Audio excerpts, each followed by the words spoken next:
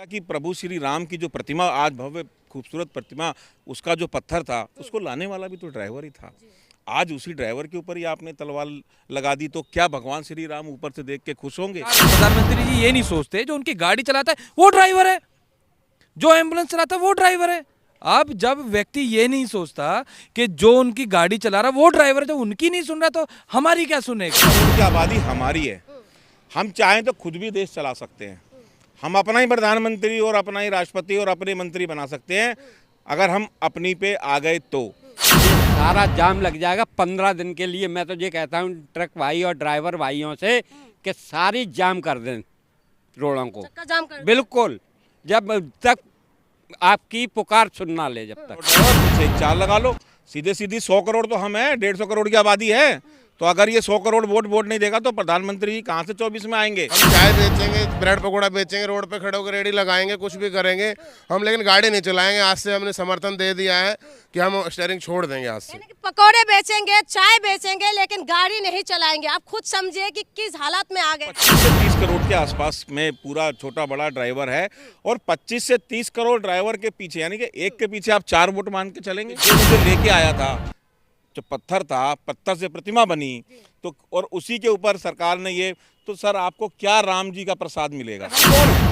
अरे हम भी तो किसान के बच्चे हैं, जवान, ड्राइवर और किसान, देश यही चलाता है। पल वाला जो सपना मानने प्रधानमंत्री जी ने दिखाया था, वो उनका सपना हवा में ही रह गया। वो हवाई चप्पल भी चली गई, अब तो नंगे पैर हो गए। आप हालत देखिए ड्राइवरों की। राम मंदिर का उद्घाटन है सर, राम मंदिर उद्घाटन होने वाले हैं और उस तरफ आप लोगों का ये मुद्दा है, तो क्या लग रहा है सर, कौन सा मुद्दा भारी पड़ जाएंगे? आपको लग रहा है आप लोगों के मुद्दा जोर शोर से उठेंगे? हमारा मुद्दा जोर शोर से उठेगा, क्योंकि राम तो सबके हैं। प्रभु श्री राम मेरे घर में भी है, मेरे मन में भी है, छोटे मंदिर में भी, बड़े मंदिर में भी है। ठीक है, भगवान का भव्य मंदिर बना है, भव्य उनकी आराधना हो रही है, सब लोग जाएंगे, उसका हम स्वागत करते हैं और हम भी जाएंगे। ऐसा नहीं कि हम नहीं जाएंगे, हम भी जाएंगे, पर अभी नहीं जाएंगे। अभी पहले हम अपनी रोजी रोटी तो बचा लें, उसके बाद। और जैसा कि प्रभु श्री राम की जो प्रतिमा आज भव्य खूबसूरत प्रतिमा, उसका जो पत्थर था उसको लाने वाला भी तो ड्राइवर ही था। आज उसी ड्राइवर के ऊपर ही आपने तलवार लगा दी, तो क्या भगवान श्री राम ऊपर से देख के खुश होंगे कि जो मुझे लेके आया था, जो पत्थर था, पत्थर से प्रतिमा बनी, तो और उसी के ऊपर सरकार ने ये, तो सर आपको क्या राम जी का प्रसाद मिलेगा? आपको कहाँ राम जी आशीर्वाद देंगे? क्या प्रभु श्री राम ऐसे थे जिन्होंने 14 वर्ष अपने घर से दूर रह के एक मान मर्यादा के लिए 14 वर्ष जो रहे अपने देश, सिर्फ अपने एक वचन के लिए? तो क्या वो आपको जो है माफ़ करेंगे? आपको आशीर्वाद देंगे? नहीं देंगे। टोटल सर कितना लोग होंगे ड्राइवर, अगर हम ऐसे आपको हिसाब लगाए तो कितना होगा पूरा देश भर? पूरे देश में 25 से 30 करोड़ के आसपास में पूरा छोटा बड़ा ड्राइवर है, और 25 से 30 करोड़ ड्राइवर के पीछे, यानी कि एक के पीछे आप 4 वोट मान के चलेंगे, 100 करोड़ हो गए। 100 करोड़ की वोट और 100 करोड़ की आबादी हमारी है, हम चाहें तो खुद भी देश चला सकते हैं। हम अपना ही प्रधानमंत्री और अपना ही राष्ट्रपति और अपने मंत्री बना सकते हैं, अगर हम अपनी पे आ गए तो। हम 100 करोड़ की आबादी हमारी है, हम चाहें तो खुद भी देश चला सकते हैं। हम अपना ही प्रधानमंत्री और अपना ही राष्ट्रपति और अपने मंत्री बना सकते हैं, अगर हम अपनी पे आ गए तो। हम 25 करोड़ तो हैं, 1 रुपया रोज भी अगर हमारे साथी भाई देंगे तो हम 25 करोड़ एक दिन में इकट्ठा करके सरकार को ही दे सकते हैं। सरकार को कहीं जाने की जरूरत नहीं है, हमारी इतनी बड़ी संख्या है, मगर सरकार हमें हल्के में ले रही है, जैसे किसानों को लिया था। सरकार तो कहते हैं कि हमने तो बहुत विकास किया है, मालामाल हो गए है जनता। ड्राइवर माला माल तो है ना, ये देखो चचा, देखो 65 साल की उम्र में काम कर रहे हैं, खूब माला माल है। ये सब माला माल ही तो घूम रहे हैं। ड्राइवर सड़कों पे धक्के खा रहा है, 5,000 रुपये की 10,000 रुपये की तनख्वाह है ट्रक ड्राइवरों का। उनके विकास के बारे में नहीं सोचा। सड़क पे शौचालय नहीं है, सड़क पे कोई ऐसी व्यवस्था नहीं है कि ट्रक ड्राइवर कहीं आराम कर ले या टैक्सी ड्राइवर कहीं आराम कर ले, उनके खाने पीने की कोई व्यवस्था ये तो बनाई नहीं गई।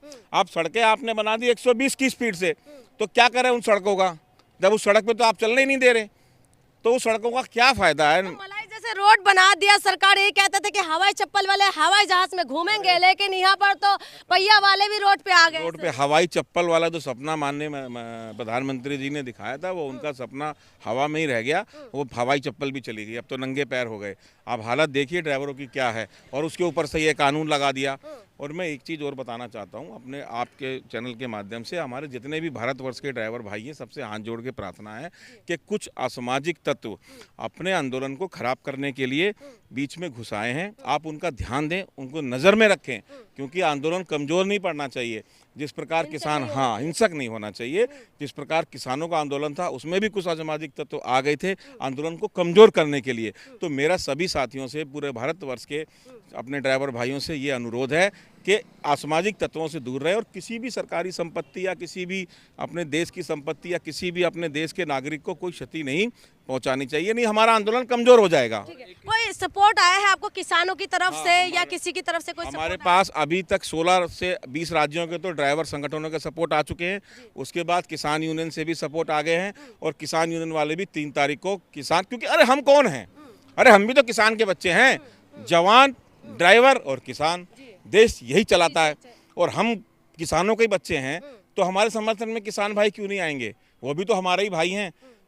हम हैं तो वो पैदा करते हैं, हम आप तक पहुंचाते हैं, हम आप तक पहुंचाते हैं तो आप उसको खाते हैं, तो देश के लोग खाते हैं तो जिंदा रहते हैं, तो वो भी तो हमारे परिवार ही हैं।